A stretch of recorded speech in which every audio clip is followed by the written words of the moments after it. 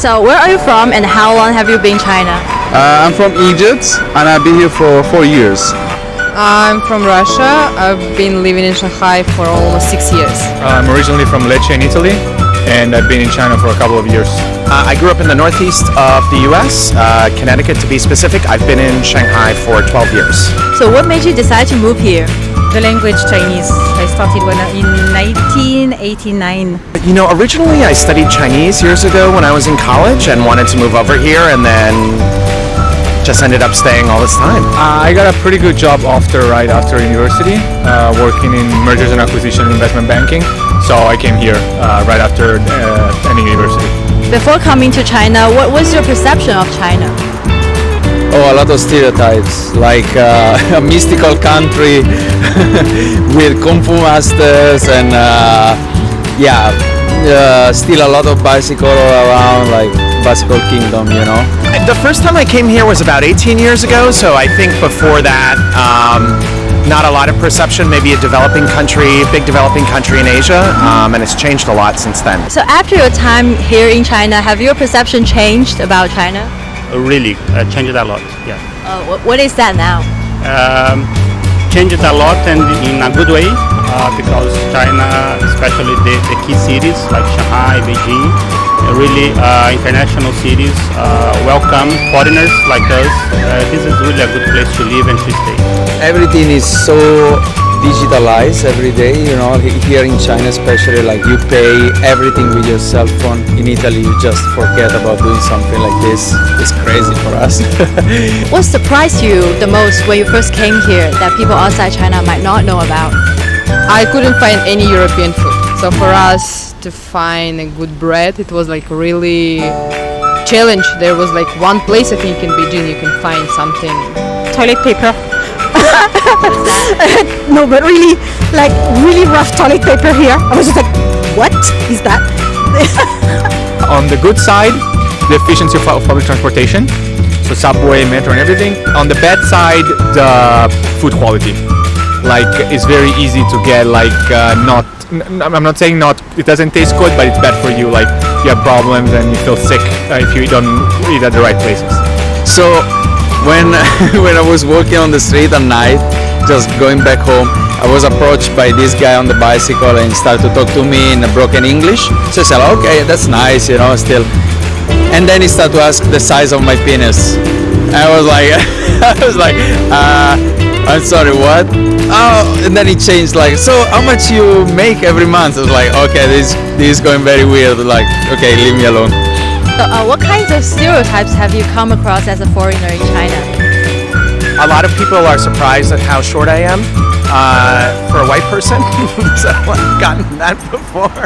If I say I'm from Russia, then they're gonna ask me, oh, you drink only vodka, so. When I tell people I'm from Egypt, so people think like maybe we still have camels in the road, you know, we live in tents, stuff like that. So sometimes I got like questions like that, Chinese, if I have a friend he can translate to me, you know. But I just don't tell my guys in Cairo we have big city as well. So maybe that's a stereotype, you know. Italian, oh, nice shoes. Oh, football is good, which is not true. But So where do you think these stereotypes come from? these stereotypes come from, I would say like majority of stereotypes come from like TV and radio maybe, yeah. So generally speaking, how do you think foreigners are portrayed on the Chinese media? It's funny because I noticed that some local brands or local in China or from Asia try to use foreigners like advertisement, and the other way around, international brands try to use Chinese people for advertising their products. I think the media does a pretty favorable job. I think foreigners are usually seen as a positive light from a business aspect, bringing experience from other more developed, more mature markets here that can benefit the economy and people's business. As a foreigner, what worries you the most about living in China? Visa. Because every year you have to renew. You never know if sometimes one day they won't let you renew it. Anything else is okay. For reals, like I I mean, I've been sick many times this year because of the air pollution in Beijing. It hasn't been that bad actually during the winter and stuff, but yeah, I feel like it's actually like a health concern. Like it's major and it's crazy. Have you ever felt discriminated against or uncomfortable in public space because you are a foreigner? No, I didn't have this problem. I mean, in terms of the pricing of things, maybe prices were higher for me than they would have been. When we've traveled, sometimes I'll let my husband go in first and ask to see what the price is, and they'll hide around the corner. But then we discover how good you are at haggling. You end up, just send her in all the time, so you can just get best prices for everybody. I think I'm alright, but I know a lot of people who are not okay with that and they leave China because of this reason, because even if you speak language, if you have a working visa here, if you actually live a long time here, everybody still treat you as a foreigner, as an outsider, and they maybe not trust you or they won't cheat you or something like that. On the flip side, are there any advantage to being a foreigner here than the Chinese people? Oh yes, of course. A lot of my friends, they can get money very easily here. You can teach English, you can just model in everything, Yeah, like sometimes when you're a foreigner and going like inside a place that you need a permit or something, but because of the security guard cannot communicate with you, so they're just okay, let him go, I want to get rid of him, Do you think is there a white privilege here? There used to be a little bit of a white privilege, which was maybe kind of a leftover from colonial era stuff. But I think as the economy grows here, and economically people we're more or less peers with Chinese people, I think that's dying out. People are more likely to try and approach and talk to you and try to be nicer in most cases, because they wanna talk to English. So a funny thing that happened, I went for last year for Golden Week, I went to Nanjing with my father. We went to the Sun Yat-sen Mausoleum, and there was a lot of people from the countryside, I assume.